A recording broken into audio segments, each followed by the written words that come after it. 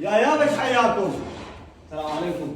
اول ما وكلت خاطر الله وكلت بس قول خاطر محمد بس قول يا مرات انا قاعد اشجع فيك بعد طول ليش الظلم ولا عقزه ولا الدنيا جيت بالنادي انا طالع على المطعم بيتي. اخبارك لا يخلي ان انا اشتري هسه هذا الولد معليش هذا بس عودنا وياي اليوم 9 كانون الثاني. اليوم شنو يذكرك؟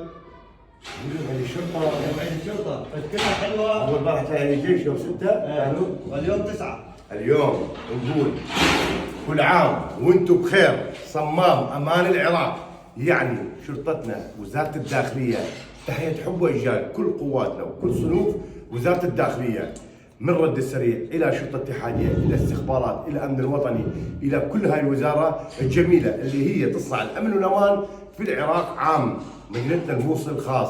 يعني نقول لكم من ارض العمل تحيه حب واجلال وتحياتي لكم. واليوم اعطيكم هذا النداء من كل قلبي.